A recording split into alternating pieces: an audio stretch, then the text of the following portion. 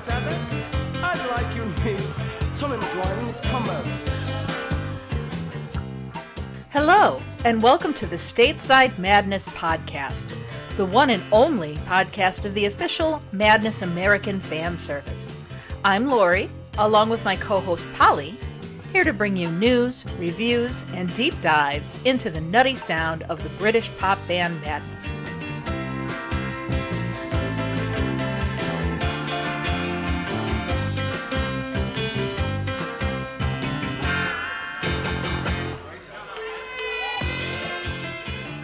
Hi, welcome. This is episode 2 of Stateside Madness. I'm Laurie.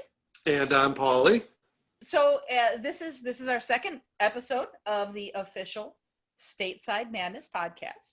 Our first episode was 2 weeks ago. We talked about Work, Rest, and Play, the Madness EP. That was a lot of fun. I loved that first episode. I loved making it with you, Poly. What did you think? Well, it was a new experience. I'm not that familiar with podcasts, and I wanted to help you out, and I thought it would be a fun experiment, I guess. And first time, not bad. Get the nervous jitters out of the way. Now I think I can be a little bit more relaxed. Good. We got some feedback from people on our first episode, so we're going to start with a little segment here, which we're going to call The Communicator.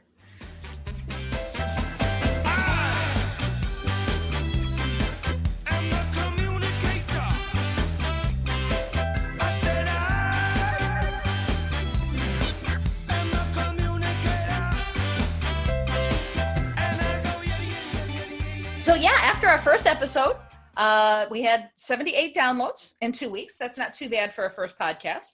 So I had that question, remember, about Peter Tosh. Quite a few users wrote in to share with me, I guess, on Chris's Cupboard, Chris Foreman, the guitarist. They used to do a feature on the Madness website called Chris's Cupboard, where they interviewed him.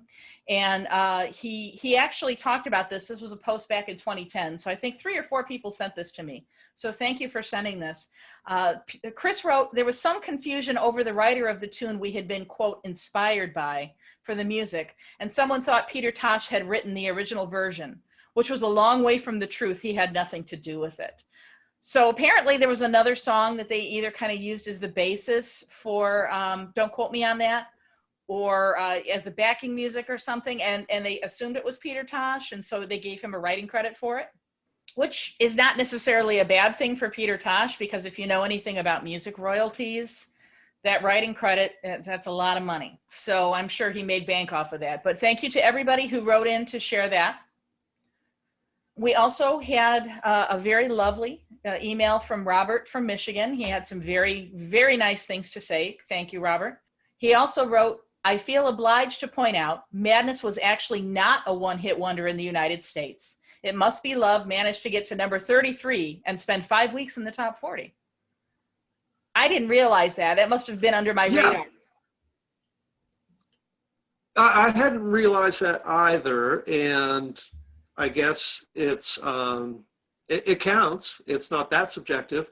Number 33 is still the sort of thing that probably evades a lot of people's radar when it was on the charts back then. So, right. Hey, if it charted in the top 40, I say it counts. So yeah. No slight intended to Madness. No, none intended. Exactly.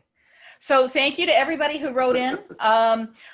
Overwhelmingly, very, very positive. We have people on both sides of the Atlantic telling us to keep them coming. They really enjoyed the first episode. One of the things that we've been going for with this, Poly, when you and I were first planning this out, is we want to have something not only for people who are new to Madness, but also for the longtime fans of the band. And quite a few people who've been longtime fans, some who've been fans from the get-go, from the North London Invaders days, actually wrote in and said they had never heard that Machina song, that Night Train to Cairo, and that they really enjoyed that. They were very pleasantly surprised that there was something new there that they could pick up too. So that makes me really happy. So thank you to everybody who wrote in, contacted us. Best way to reach us is on Facebook. the Stateside Madness page. But we really appreciate you guys listening, and we're hoping to make this a regular thing. Absolutely. We want to follow it the whole way through. We've got many weeks to do it and much, much more music to cover. So there ought to be quite a few episodes. All right. So tonight's episode, we're going to talk about Madness's first album, One Step Beyond. Polly, have you heard anything recently about the album One Step Beyond? Wasn't there recently a re-release? Yeah, somebody said it has been re-released on vinyl. Somebody, I think, wrote into the group discussion about it and said that it's recently charted again, which is hugely encouraging and pretty exciting, I would think. The note I'm looking at here says it was at number 8 for new vinyl releases, which couldn't be better. I mean, that's fantastic. That was in the UK, actually, too, not here in the US. That's pretty high to chart. Yeah, considering it was only like a limited release of 1,000 LPs or something. So it popped onto the top 10 for like a week, and then I think it disappeared again once all those 1,000 copies sold out. Yeah, so let's hope it stays in people's memories and people still continue to appreciate it, and maybe, you never know, might pop up again. Cool. One Step Beyond, just before it had come out, of course, they were in existence. This was their first release, so that means there is a little bit of history prior to the record coming out. And before they were fully formed and appeared as the band Madness, the lineup that we think of today, they were the North London Invaders. And, well, the Invaders, in fact. It turns out that there was another band called the Invaders, as happens a lot with bands. And so a name change was in order, and they came up with North London Invaders. It started out that it was Barson, Chrissy, Boy, and Tomo. And I guess the idea was that it was a fairly standard development of a band. Kids hanging out, seeing what they can do, just giving it a go. Maybe they show up for practice, maybe they don't, maybe some other person shows up. It was a bit of in and out with the band and kind of a loosely affiliated group. It really started to form into something when they brought John Hasler on, who played drums, poorly according to everybody. And then they later brought on Chaz Smash. He played bass originally for them. Later on, they brought in a guy named, I'm going to say Dickrun Tulane. Apologies if the pronunciation's wrong. And he did vocals. So, of course, we had Barson on keyboards, Chrissy Boy on guitar, Tomo on sax, Hasler on drums, Chaz on bass, and Dickrun on vocals. And, they played around with it. Get mad at each other, somebody would leave. They brought Suggs in briefly, and he was summarily booted out, something to do with he had more interest in watching soccer. And, it was fairly fluid for a long, long time. They do make it a point, a lot of the guys, to credit John Hasler as the sort of force that kind of got things rolling for him. He wrote a lot of the songs. He stepped aside a little bit and did the management and allowed other people to come into the band. And they say for that brief period of time where they were the North London Invaders, he was sort of the glue that made it sort of officially a band.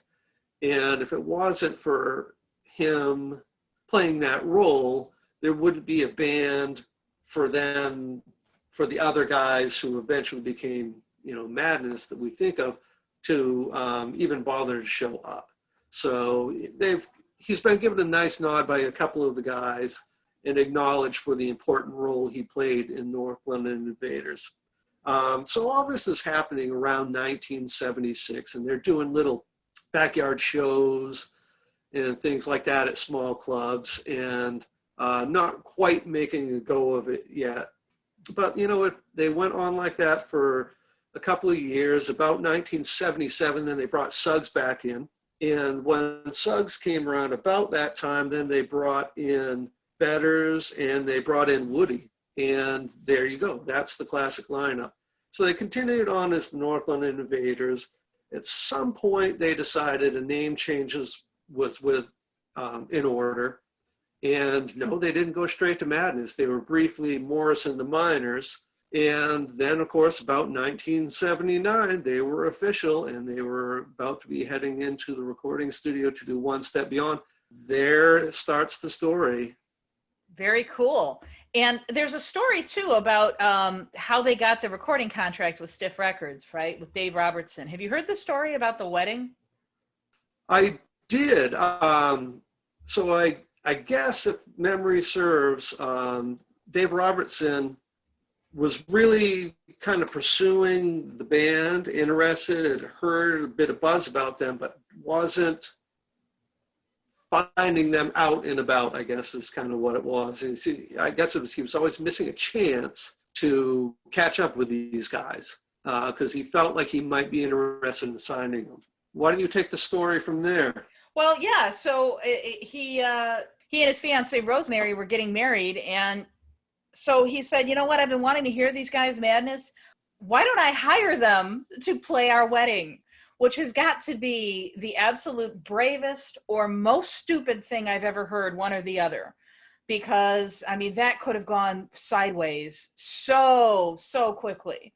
But apparently they rocked it at the wedding. I guess Elvis Costello was a guest at the wedding, and he was dancing. And so it was the wedding band / audition. So he signed them, and then he brought them into Eden Studios in West London. They recorded the album One Step Beyond over a 3-week period with Clive Langer and Alan Winstanley, and who we mentioned in our previous podcast. And the album was released October 9th, 1979. Before we talk about the music, I think, at least for me, one of the most iconic things about this album is the cover art. When I was in high school, Madness really wasn't that well known, at least not in Chicago, where I'm from. And I remember that there was a gentleman that I had met. His name was Perry Hardy. And I remember I was visiting him and his girlfriend, AC. And he had on his wall a giant poster of the cover from One Step Beyond.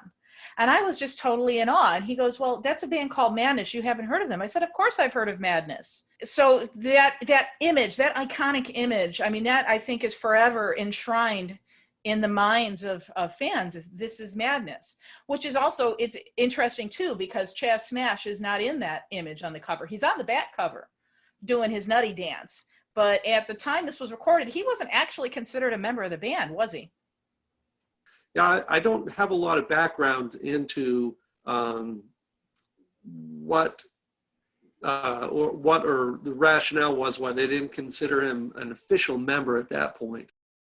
But no, so he is in the back cover doing his infamous dance, which supposedly the kind of exaggerated dance moves that he does at the time, that was because he wasn't supposed to be on the stage, and he was dancing that way to get the bouncers off of him. That by these kind of exaggerated movements with his elbows and stuff, they couldn't grab him. That's what I heard. So anyway, back to the album cover. So it's inspired by the back cover of an album called Handsome by Kilburn and the High Roads. That's one of Ian Dury's bands, and Ian Dury was a huge influence on Madness. And the title of the picture on the back cover was called Paul Hangs Loose.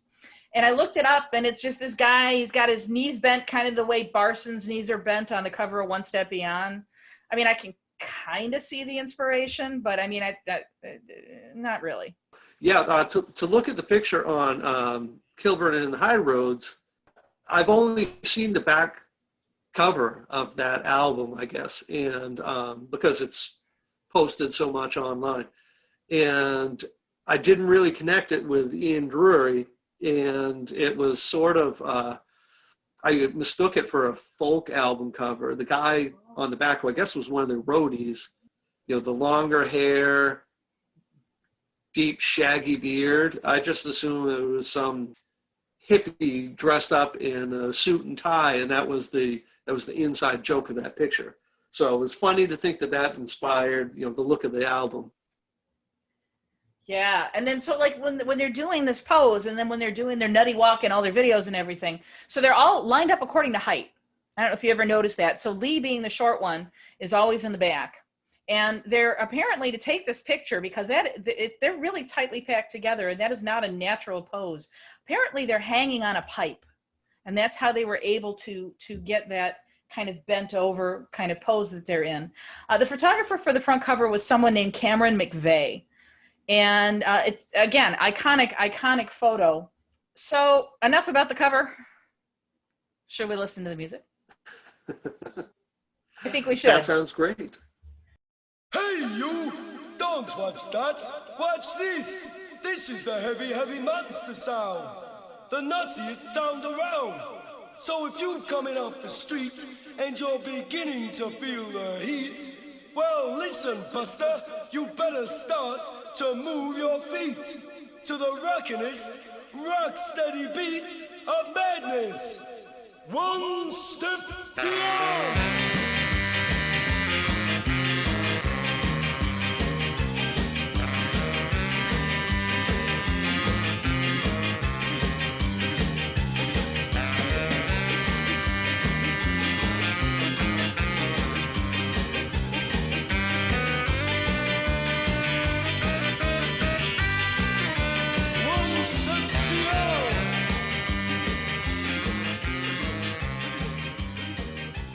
So One Step Beyond, it's a cover, as Madness would come to do many covers, and of course by Prince Buster, and it was the B-side to Al Capone.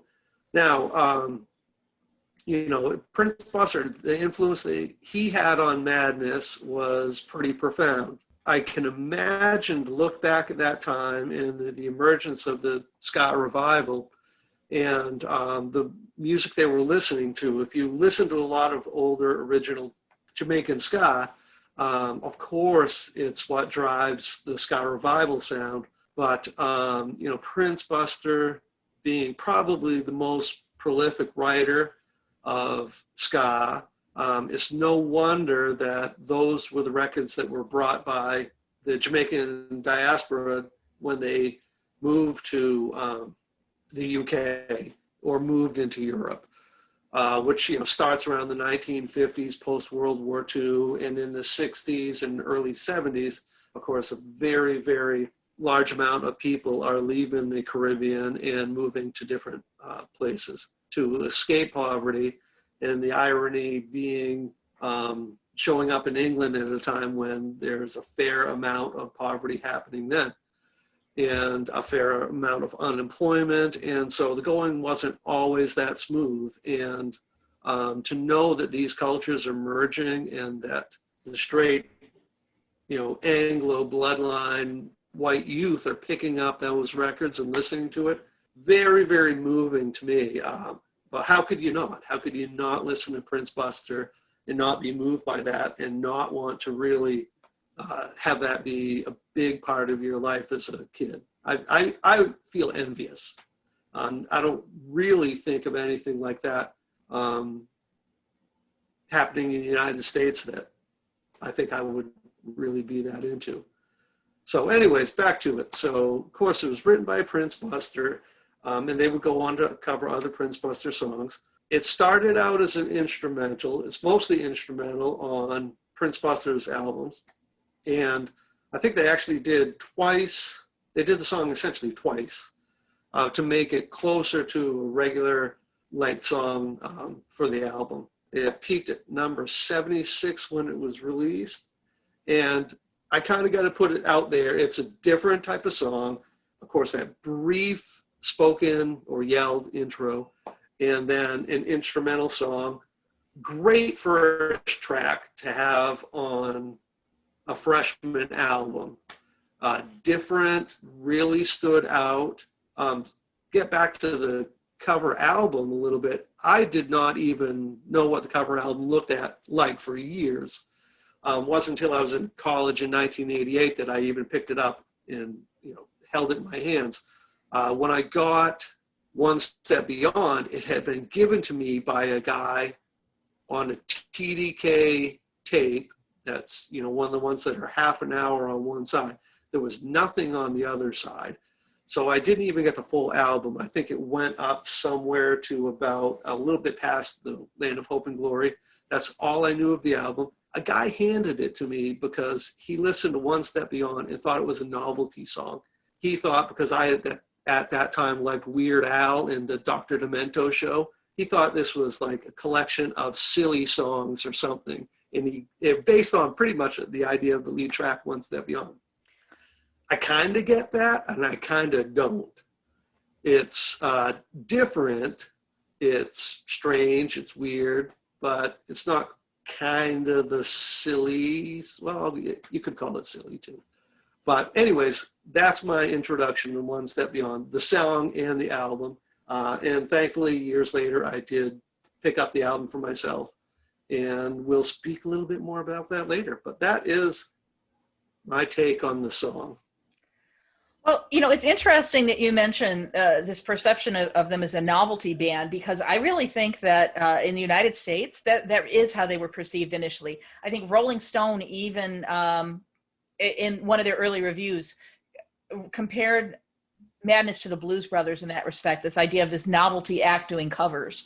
I don't think that a lot of people realize that, this was a serious band. So my first exposure to this song came on MTV. I know I mentioned that in our first episode, but it was not the first song I had heard by Madness. The first song that I had heard was Our House. So I knew from that video that Suggs was the singer. And then I saw this video for One Step Beyond, and Suggs isn't singing. And I'm thinking, what's this guy doing? He's doing the, mouth percussion, but he's not singing anything. And I'm thinking, what's going on here? And then the other thing is I had this perception. I thought Madness had to be like 40 people in the band, because it's not just, the guys plus Chaz. I mean, in that video, there's Chalky and Talks and what's the guy's name in the beginning? Farron. I mean, there's all these people in this video. I'm thinking, how many people are in this freaking band? I had this perception that this was huge, that there's like 40 people in the band. And the other thing that I want to mention too, so because you mentioned Weird Al, there's a podcast. It's an 80s music podcast. It's called Surely You Can't Be Serious. And one of the guys that does this podcast had said something to the effect of, that a band has made it when Weird Al either parodies them or does a polka party. Well, Weird Al didn't do any Madness, but I would like to suggest that a band has made it when they are made fun of on Beavis and Butthead.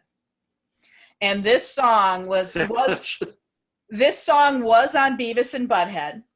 And as a matter of fact, one of them said something to the effect of, with Suggs, he said something to the effect of, is this guy going to sing or what?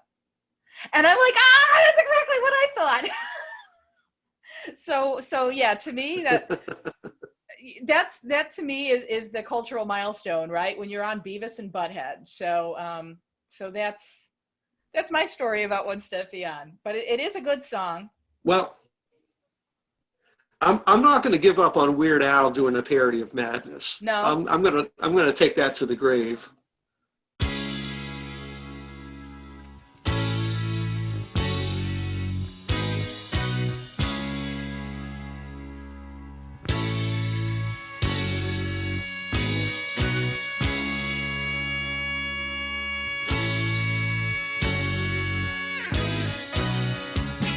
My girl's mad at me.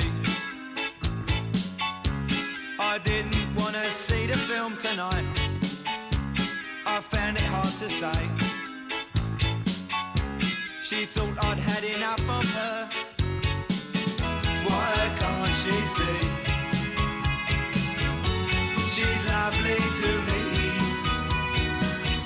but I like to stay in and watch TV on my own every now and then.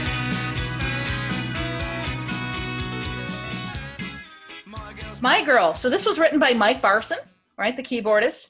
It was written about Mike's girlfriend at the time, a lady named Kirsten Rogers. Mike didn't only write it. Actually, originally he used to be the singer for this song. For a long time, singing duties were shared among some of the band members. And Mike used to sing this, and you can actually hear Mike singing it on the B-side of the 12-inch version of Return of the Lost Palmas 7. All right, so this song was inspired by an Elvis Costello song called Watching the Detectives. And I can see some of the similarities to it, like with the beat particularly. It was released as a single in the UK in 1980, reached number 3 over there. I don't think it ever charted over here in the US. 4 years later, Tracy Ullman's cover My Guy's Mad at Me was released in the UK. And that one actually had Betters on bass, Betters from Madness. Tracy Ullman, I think, is better known to the US fans from the Tracy Ullman Show. She's better known, I think, as a comedian than a singer here. And the Tracy Ullman Show spawned The Simpsons. The Simpsons was... Oh, I know it. Yes. The Simpsons was actually a spinoff of the Tracy Ullman Show. And then the other thing about this song that I found that was really interesting is David Bowie actually used Woody's drum beat from this song as the rhythm for his song Ashes to Ashes. I didn't know that, but he actually admitted it as such, that he actually admitted that he lifted the drum beat from this song. So let's listen to the two side by side, and you can tell me what you think, Polly.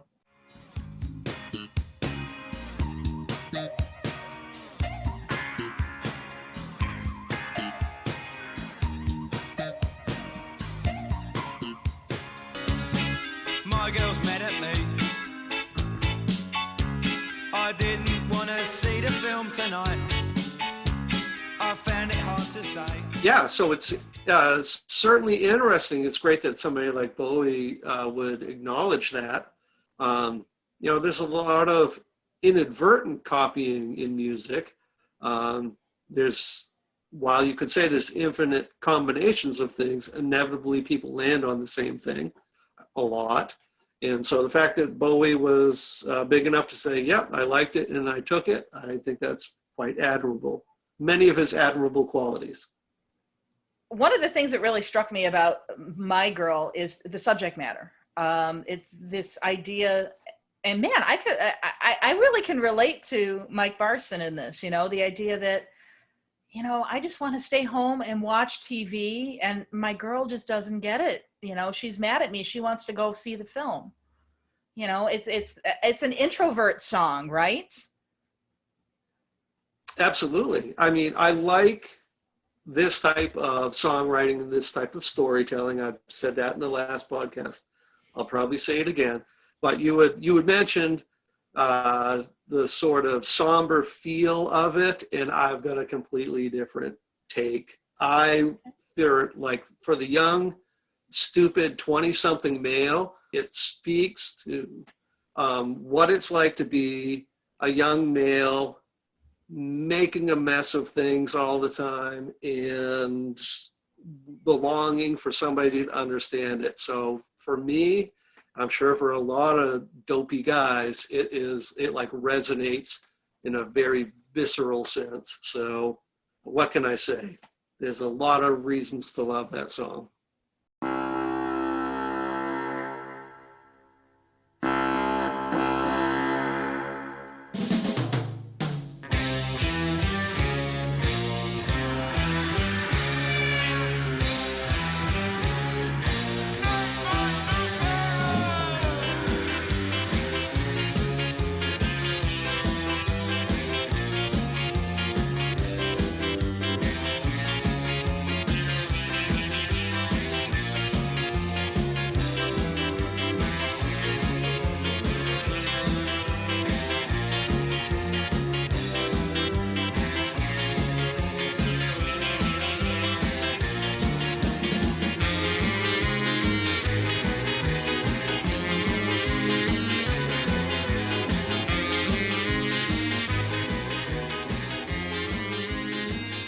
Okay, so back to Night Boat to Cairo. Of course, it was on the first episode because it was on the Work, Rest, and Play EP. Mike Barson wrote this originally, wanted it to be instrumental, and they played around with it for a little while, and Suggs came up with lyrics for it. The bass line heavily borrowed from Gangsters. Another thing, if we played those side by side, you could definitely see the similarities. And then it was originally just that 6-piece instrumentation. Strings were added later. Arson, I guess, really wanted to go with the Egyptian sound, and production thought they wanted gypsy music. And inevitably, I guess that Morrison won out. And the title of the song is never mentioned in the song except for the shouting by Suggs. And I'll say it till the day I die. I think just shouting stuff intermittently in songs, I can't get enough of it. I wish more people did it. And it certainly adds to that adventurous sort of feel of being in a foreign land and the sort of vibe that the whole song evokes. So we did talk a lot about this in the first episode. So if you didn't tune in for the first episode, I recommend that you do that. But there's one other thing I want to throw in that I run into, particularly living in an urban area like Chicago. Every time I play this song, somebody comes back to me and says, play that Mexican song again. I don't know much about Mexican music. I don't know if this is like for some reason, everybody I play this for thinks it's Mexican. Weird. I would imagine the string element probably adds a little bit to that, and people mistake it for mariachi style. It's got strings and it's got horns. I don't know. That's not a comment I've actually heard from people before.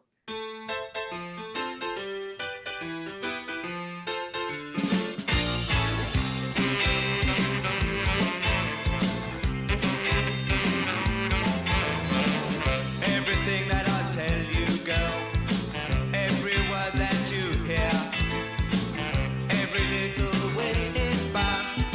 Let me make myself clear. There ain't no lies to deceive you. I love you too much for that. Every word that I say is true. You can believe me of that. My friends tell me jealous lies. Now I'm getting my goodbye.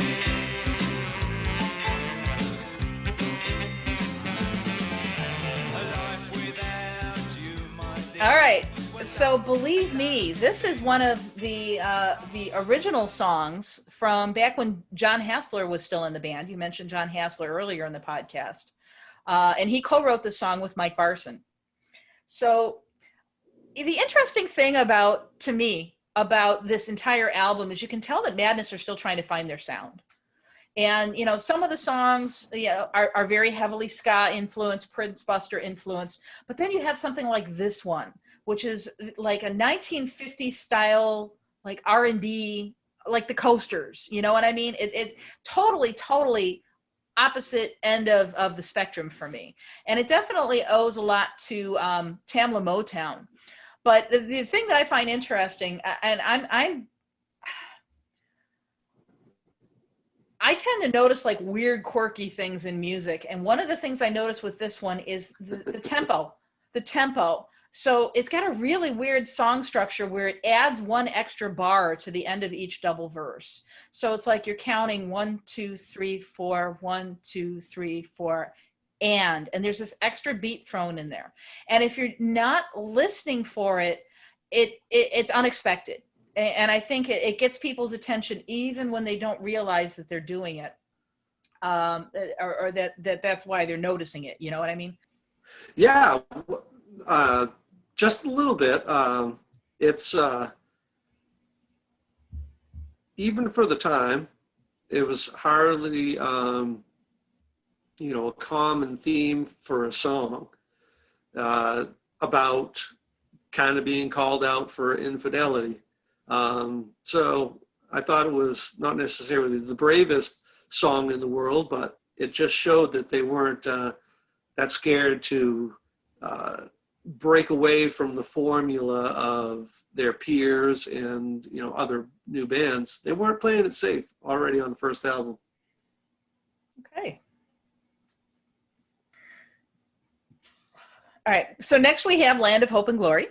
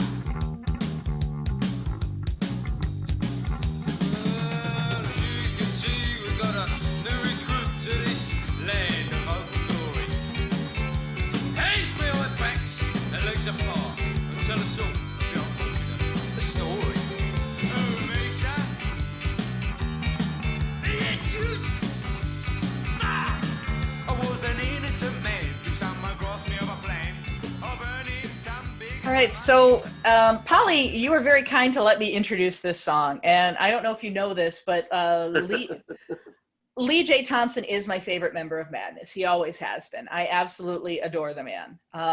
He's not afraid to put himself out there and be weird and call attention to himself. And not to mention that his musical talent is just amazing. When I was watching, The Commitments? Do you remember the movie The Commitments? I do, actually. And I'm still quite fond of that movie. And one of the musicians said something like he wants to play sax like Lee Thompson, and I'm just like, oh, it's like, yes, that's my guy. So Lee is my favorite member of the band. And I kind of alluded to this a little bit in our first episode. So Lee had a little bit of a criminal past in his juvenile days. And this song is based on some time he spent at a juvenile reform school called Stamford House. He got sent away. He stole one too many times. And I remember reading he had said something to the effect of that Chris and Mike were the only ones that visited him while he was sent away, and that was very touching for him, but that was also very hard for him. So in the beginning, the names that he calls out, Bridges, Sharkey, Nutley, and Jackson, those are all the names of real boys that he shared a dormitory with in this reform school. So he actually kind of gives them a shout out there. And it kind of gives this picture of what it must have been like for these boys in this kind of environment. Very rigorous, very regimented. You're up at 6:30. You eat breakfast because you're not going to eat again until 12:30.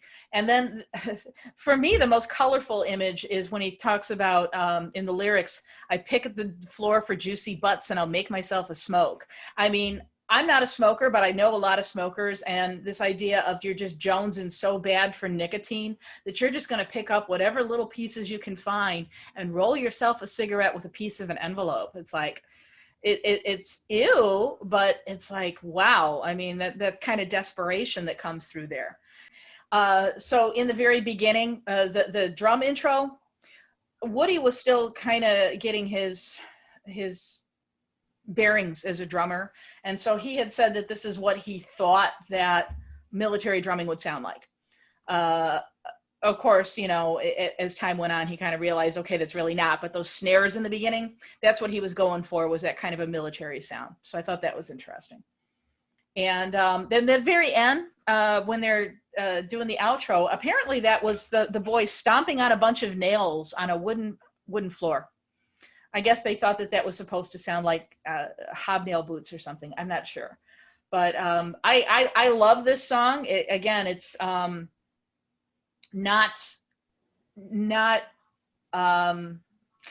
it's a very, very different sound from a lot of their other sounds.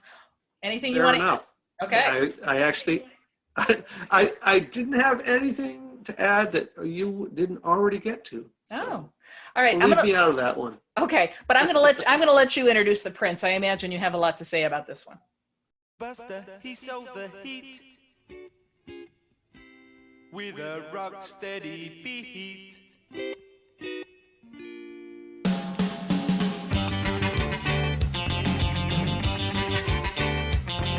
An earthquake is erupting, but not in Orange Street. A ghost dance is preparing. You got to help us with your feet. If you're not in a mood to dance, step back, grab yourself a seat.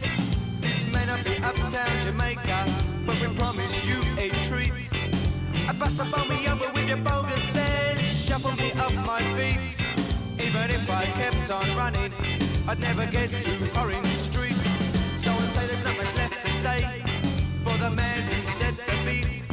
So I'll leave it up to you out there to get him back on his feet. So the Prince, their tribute to their hero, and written by Lee. So in thinking about this song over the last week and kind of what to talk about, I just felt like I'd want to point out a little bit about the lyrics, because if you listen to the words and the sort of name dropping of the songs that they're talking about, nearly everything appears on Prince Buster's fabulous greatest hits.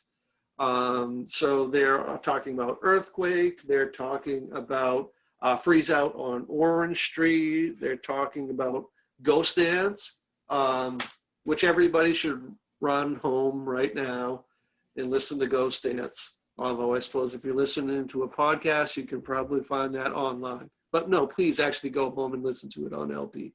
But that was the inspiring part about Prince Buster. Great beats, brought that sound system vibe to vinyl in that Jamaican style and that ska beat. And what else could you say about the guy?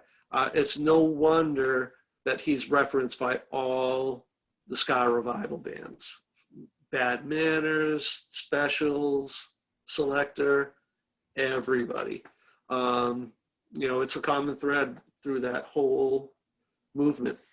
So the first version, not the album version, but the first version was released on Jerry Dahmer's Two-Tone label.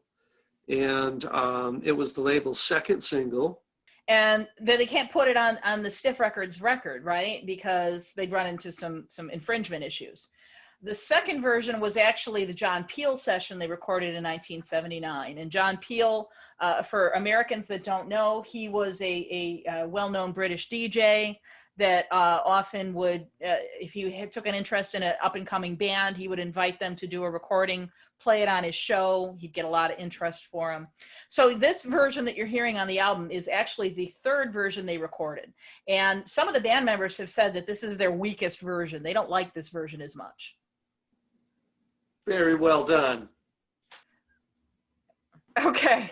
So now on a personally for me, and I'm opening myself up here, and I am going to get a lot of criticism for this, I know. And I get that this was Madness's, I get this was Madness's first single, and without this, there would not be Madness as we know it, but I don't like this song. I don't like it. Really? It doesn't seem to have the oomph that some of their other songs have. So that's just my opinion. I mean, don't at me. Please don't send me hate mail. This song just doesn't do anything for me. Well, I think there's a little room for honesty here, because if we go through album by album and just talk about how great every track is, we won't do much to enhance our credibility anyways. So if you want to say honestly you don't like the Prince, by all means, just say it. Because let's face it, they've had a lot of music out there, and not everything can be a winner. But on the Prince, I would totally say that I love that song. All right. And moving on to Tarzan's Nuts.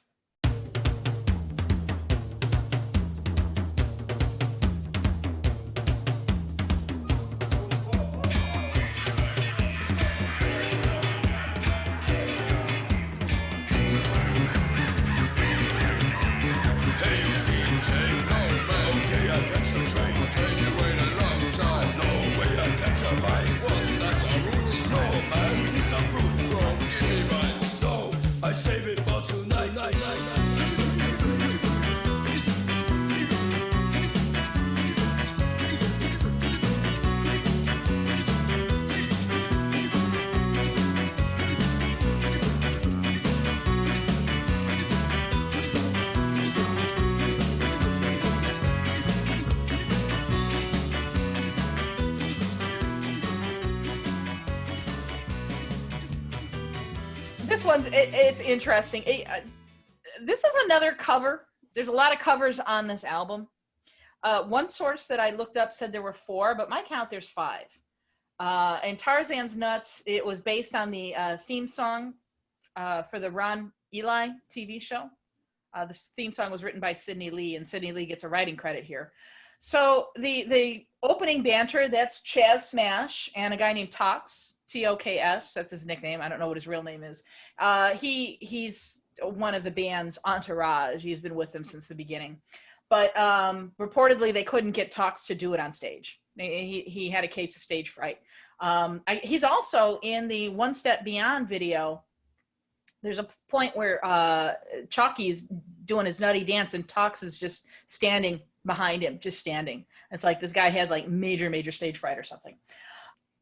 While we're on the subject of things that maybe we don't necessarily like, this song is a throwaway. It's a throwaway for me. You know, it really, you know, we talk about why is there this perception of Madness being a novelty band. This is why. This kind of song is why. It's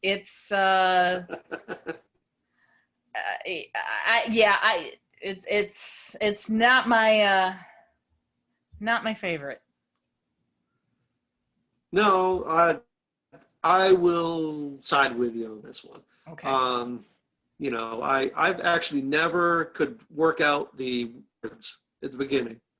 After that, it's just a little bit of a rapid fire instrumental, short song. In one respect, the nice, short, concise song I think is great. You know, the late 70s were a very indulgent time for artists, and at least in having the short songs and the album jam-packed with 15 songs shows they're not taking themselves too seriously, and that's a very Mainer thing, if I have to say so myself, is not being pretentious and showy. So good on them for 15 songs on an album. All right. So our next song is In the Middle of the Night.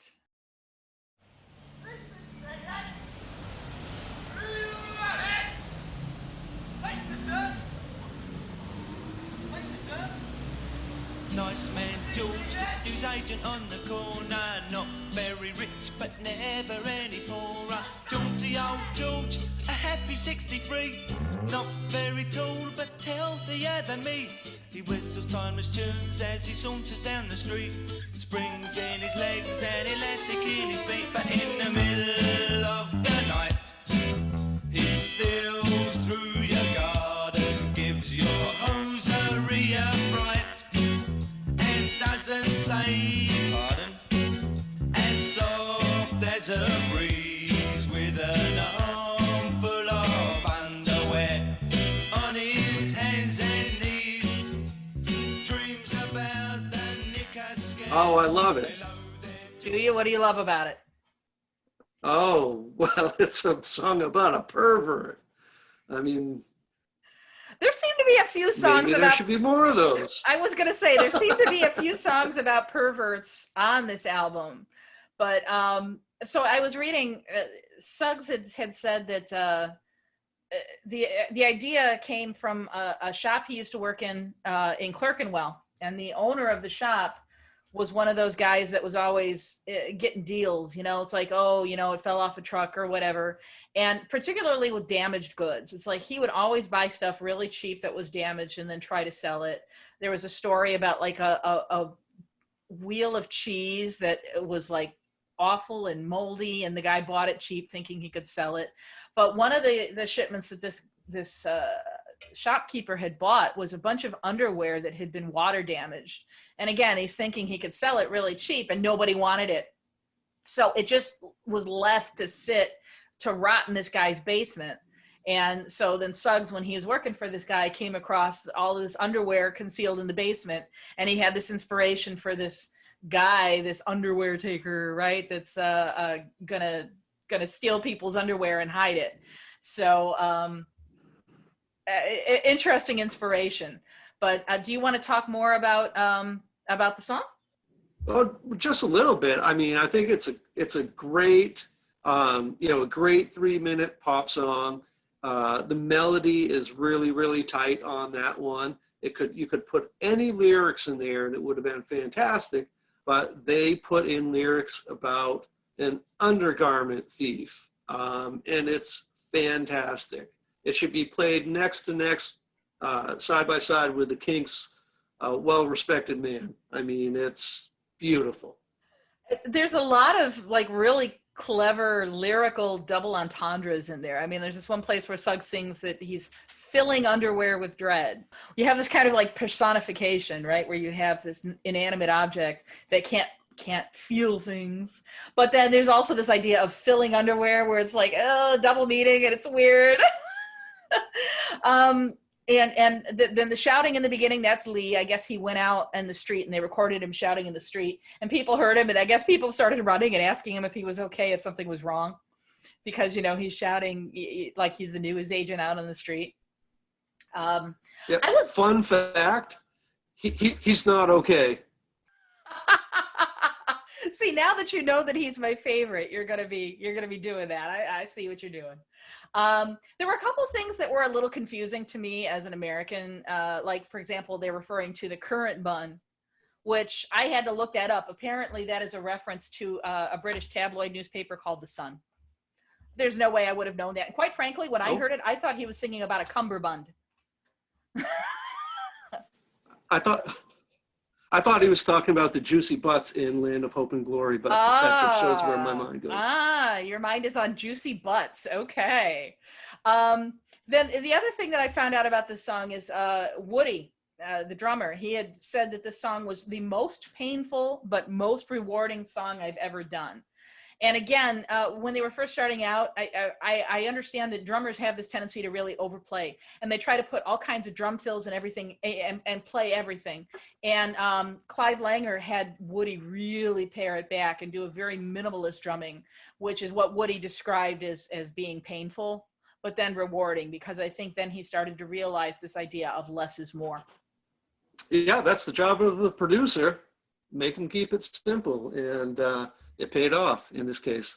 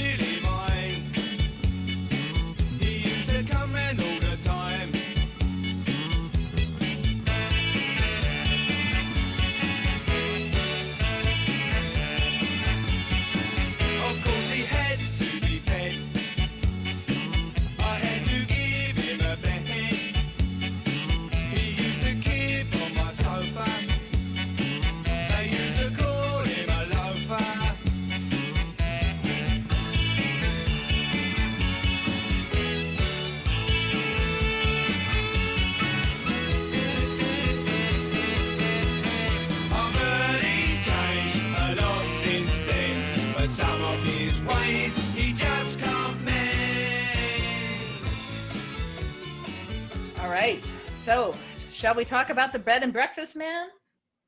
Please do. Okay.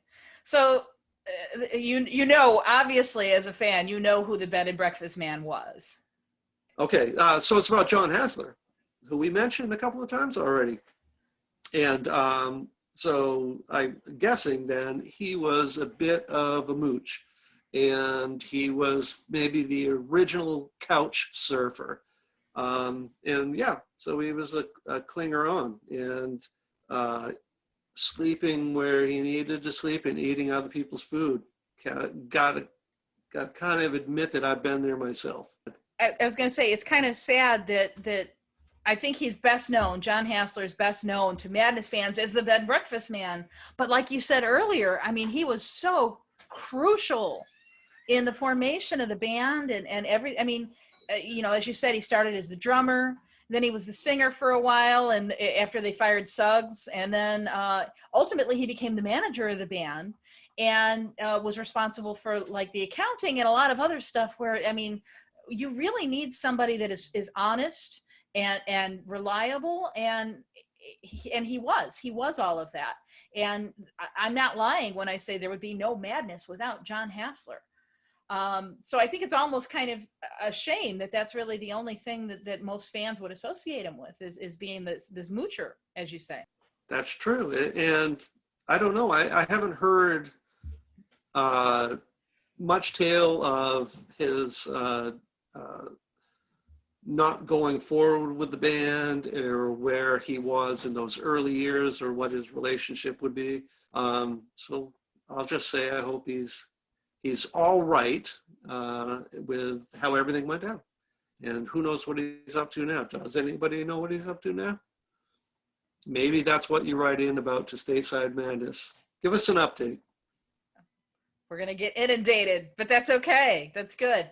So, and originally this song was sung by Chris Foreman, the guitarist. And the John Peel session that was recorded, Chris was actually the one singing it. Remember how I said earlier, they used to share singing duties? One of the things that strikes me about this song, do you notice any similarity between this and the old song, The Tears of a Clown? Yeah, the older one, yeah. I mean, there would be similarities to the beat version, but absolutely. I mean, they were relying very heavily on Motown. Yes. For a lot of their inspiration. So yeah, it's quite noticeable. I didn't even know the Beat did a version of Tears of the Clown. It shows you how much I know. But yeah, Motown, huge influence on the boys. And I think it's interesting that there's still this perception of Madness as a ska band. And yes, they had some ska influence. And I think it's, again, the Prince, the first single they put out was on the Two Tone label, which was known as a ska label. But the band members themselves have said over and over, we are not a ska band. Please don't call us a ska band. But I think because of, this early influence, and there are other bands where this hasn't happened. I mean, In Excess, their first 2 albums were very heavily ska influenced, but nobody would dare say In Excess is a ska band, right? So I think that that's unfortunate that they've kind of been pigeonholed when they have this huge variety of influences like Motown, like Smokey Robinson, right? And I think they kind of get short shift there.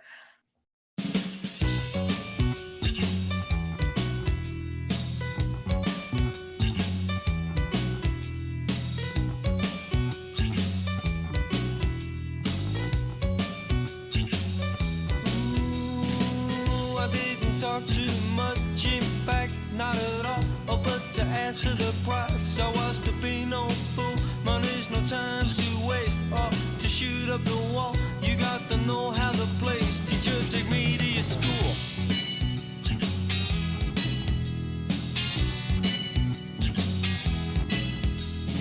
She led the way from the alley back to her house. Must not be seen going in, must not be seen coming out. She said, I look mighty, but then she told me, I'm gonna give you a second helping.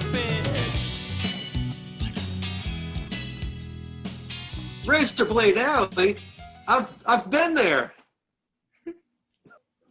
I'm sorry. That's okay. I'm glad that you are you're having fun with it. That's good. So this is another one that's written and sung by Lee J. Thompson, the saxophonist, my guy. This, you mentioned earlier, songs about perverted men. This song, to me, this is a nervous boy losing his innocence.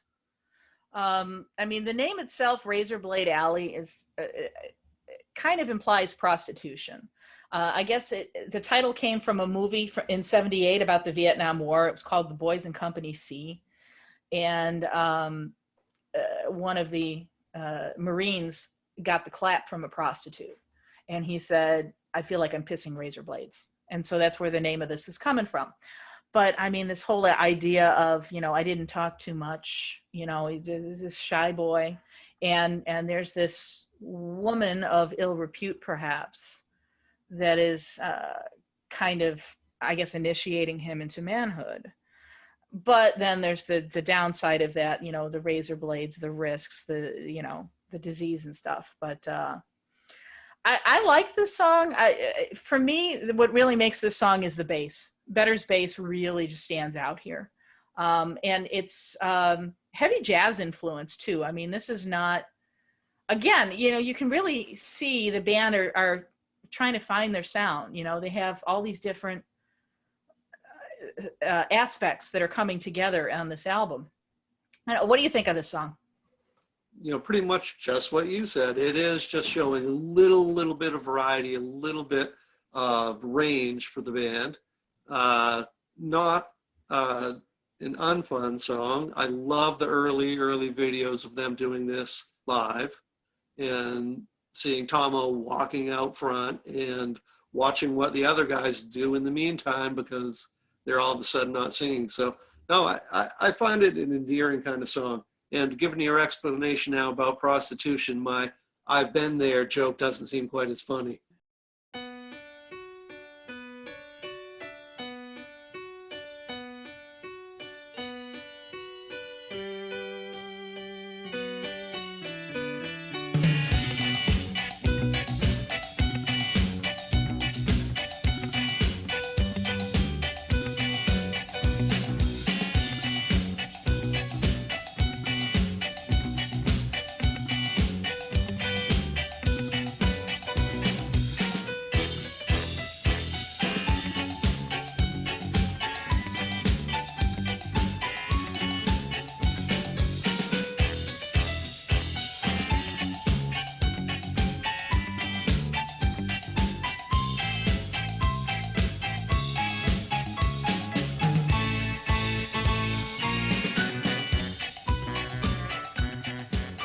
Swan Lake, the Tchaikovsky song, and arranged by Barson.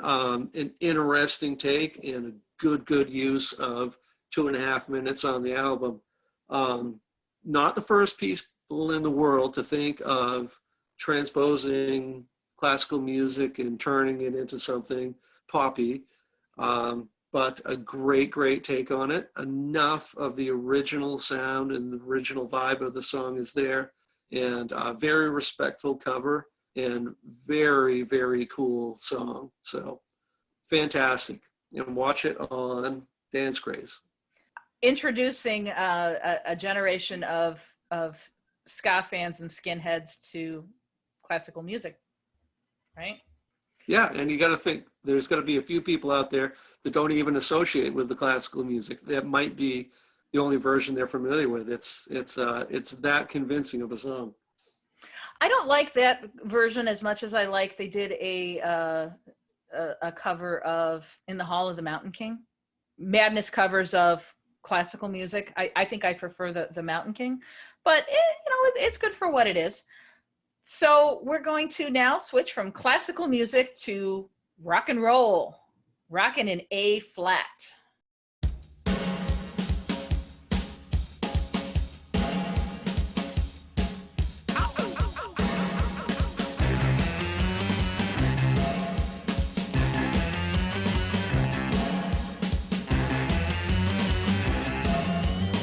I used to work nights with my dad. It was the best job I ever had. Until some blokes on their bikes came through. Say, come on down to youth club and see what's new. Well, come on. Let's have some fun tonight. Went to the dance like they said I should. It cost $3, but it was quite good. The band were jumping and jiving around. The 20-watt amps really made a sound. Well, come on. Let's have some fun tonight. Well, I'll have a cup of tea and it'll change me. So the name of the song, Rockin' in A flat, that is a pun. It's actually the flat symbol from a musical notation.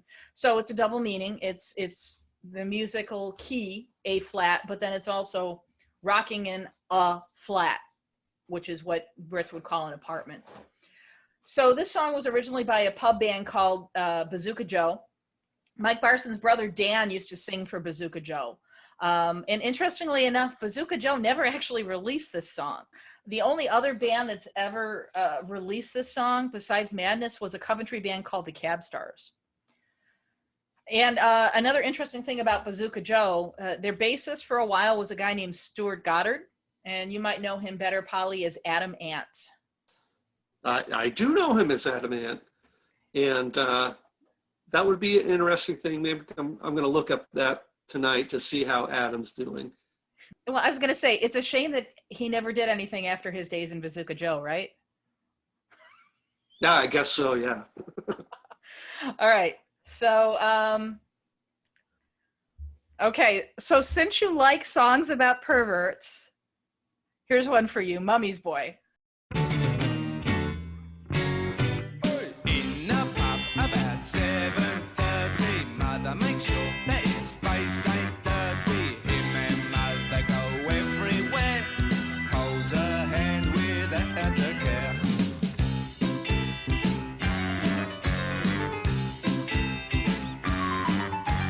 Lived with mother for 40 years. The neighbourhood said that he must be queer. Normal folk are just ain't like that. Glad he can't hear behind his back. When mother dies, he'll never cry, 'cause he'll be on his own. He's bright and stiff when it comes to this. Would he lose her to the heavenly young?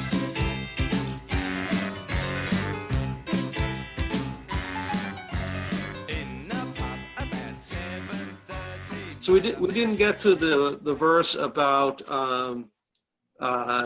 the him being 30 and him being, I'll just say, she being not 30.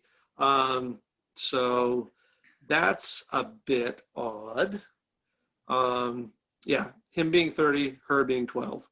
Peculiar line to have in a song, but I suppose it does describe whoever they're getting at. So there you go.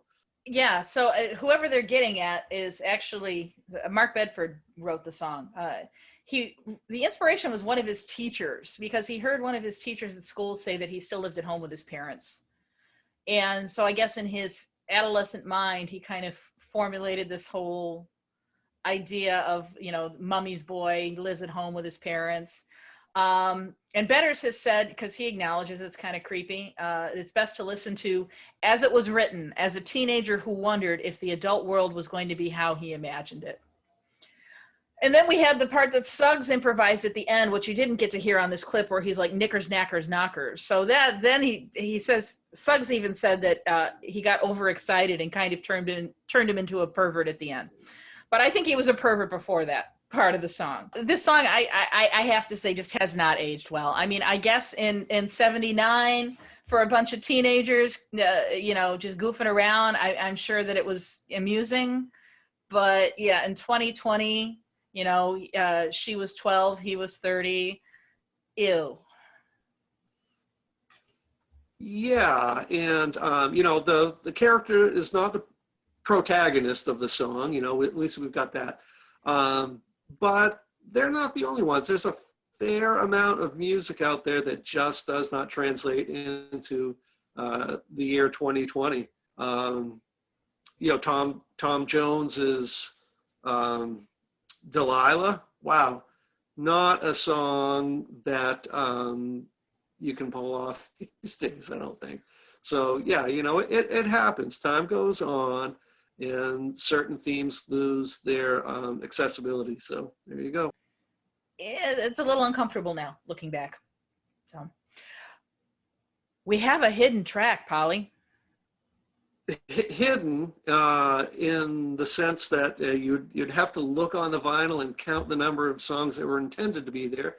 Back in the days when you could visually see how many things were on the media you were listening to. But yeah, not listed on the album. Yeah, so it's like being part of a secret club. Let's listen to this secret song, shall we?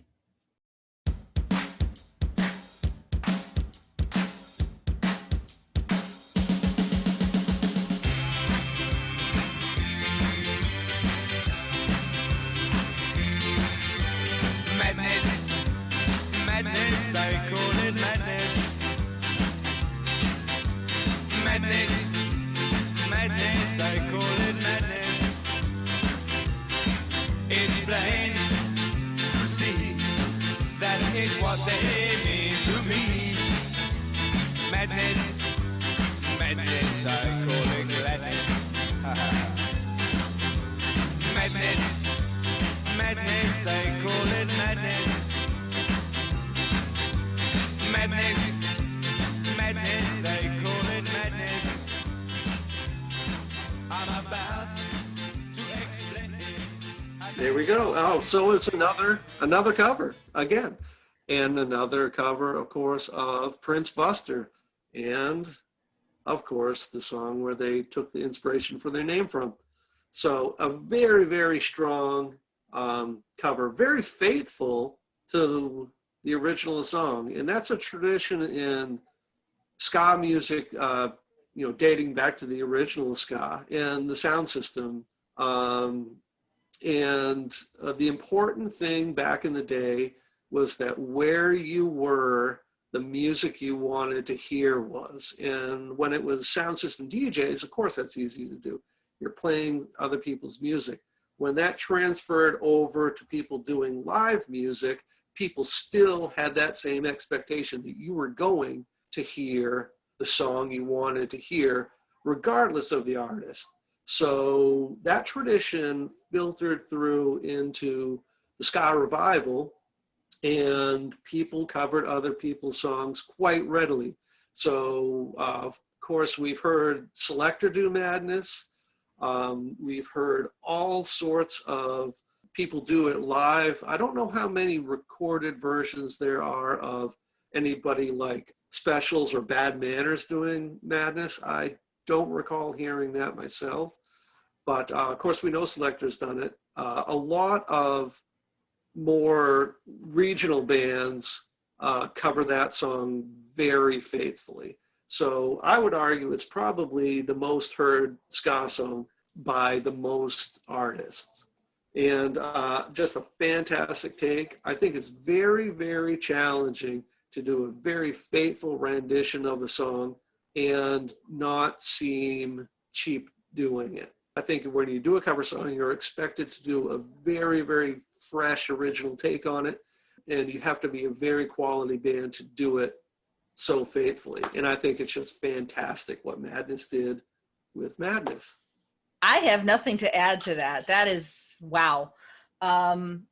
I know that when they were kicking around ideas for other names after North London Invaders, after Morris and the Miners, I think Chris suggested Madness as a joke. I don't think he actually intended it to be the name, but for whatever reason, it stuck, and it suits him.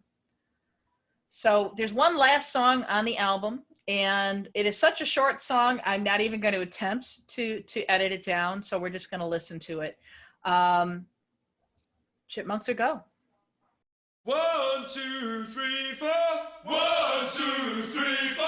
We're the chipmunks, hear us roar. We're the chipmunks, hear us roar. Sound off, chipmunks. Sound off, chipmunks. 1, 2, 3, 4. 1, 2, 3, 4.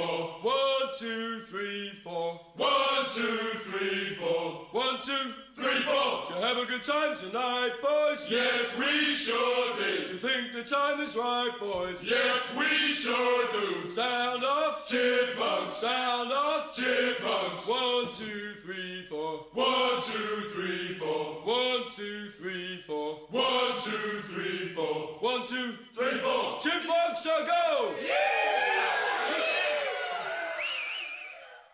Beautiful. Yeah. So the fascinating thing to me about this is that the two people doing credited with writing this song, Chaz Smash, who at this point is not a member of the band yet, and his brother Brendan Smith. And this song started off as an encore at the end of their shows. The story goes that Brendan had enlisted himself in the Foreign Legion, and then for whatever reason decided that it was not the right choice for him and he wanted out, so that Chaz helped him escape by hiding him in the trunk of Chaz's car. That's the story. So that's what I think of whenever I hear this kind of a military inspired song. Chaz's brother Brendan is also alleged to have created the original Madness M logo with the Trilby hat. And then eventually, as you know, then that became the Madness logo with the crown. But supposedly Brendan is the one that created the original logo. So military-inspired song, as far as I'm concerned, this is another throwaway. It's like, I think maybe they didn't know how to end the album, and so they threw this in there. What do you think? I think they needed 51 seconds of something to do. But you put that story out there. I've not heard that story before. So I am a veteran. I'm a former Navy man. And the idea that somebody escapes in the back of a car is just not enough of a story for me. They don't just let you do that. They will come looking for you. So there's got to be more to that story. So somebody, please fill in the rest of that for us. Please do get a hold of us on the Facebook page. And Brendan, you're welcome to do that too. All right. So that is their first album, One Step Beyond. Very, very interesting album. Kind of a little all over the place with the influences. So I'm curious to know, Polly, what's your favorite track? And then also I'm curious, what's your least favorite track? Okay, so I'm not going to break with our previous episode. I'm just going to say Night Boat to Cairo is my favorite track. Okay. And I'm going to say again, I'm not shy about picking the most popular tracks. And I really feel Rockin' in A Flat is just not my favorite song. So I don't think there's going to be too many people hunting for me because I say that's not my favorite.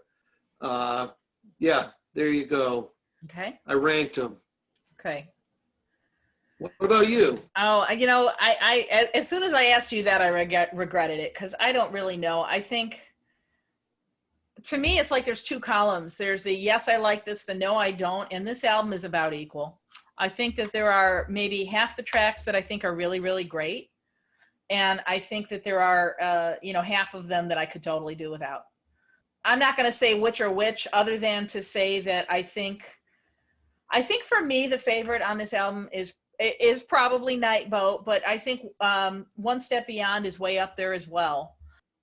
Just because it's impossible to hear it and just not want to get up and dance. It's a very, it's a very kind of kinetic song for me. Last episode, I ended it with a song that was inspired by Night Boat to Cairo. I'm going to end this episode with a cover version of a song on the album.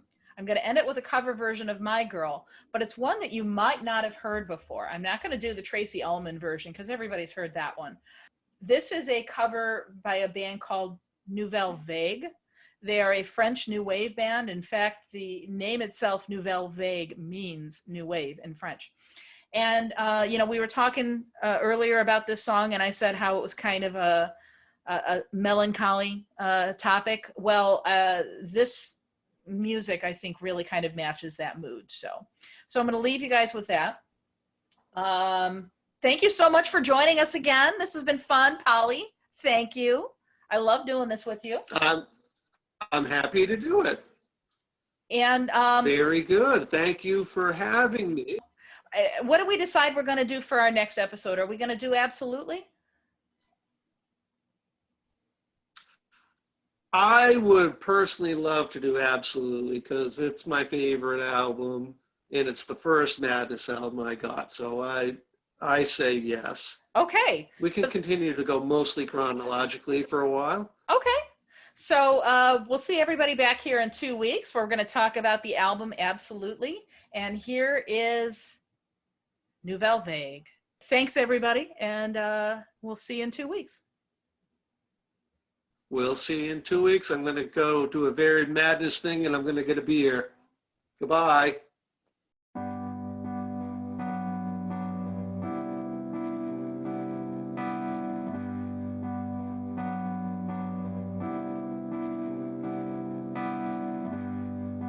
My girl's mad at me. I didn't want to go see the film tonight. I found it hard to say. She thought I'd had enough of her. Why can't she see? Why can't she see? She's lovely to me, but I like to stay in and watch TV on my own every now and then.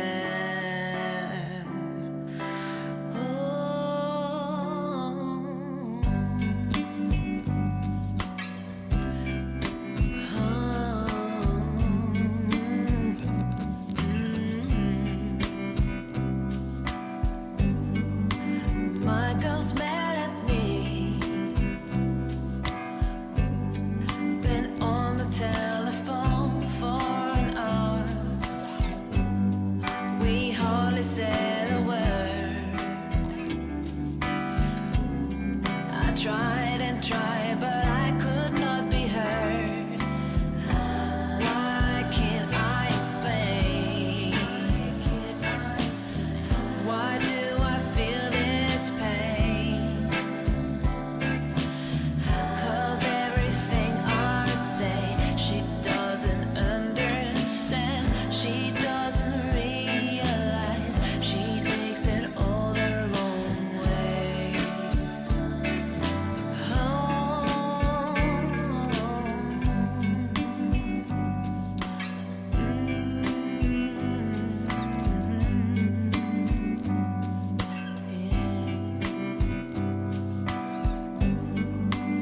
My girl's mad at me. We argued just the other night. You see,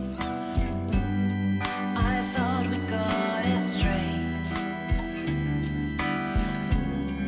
We talked and talked until it was light. I thought we agreed. I thought we talked it out. Now when I try to speak, she says that I don't care. She says I'm unaware, and now she says I'm weak.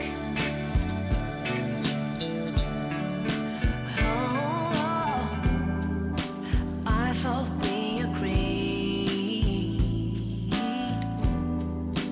I thought we agreed. I thought we agreed. Thought we told it out.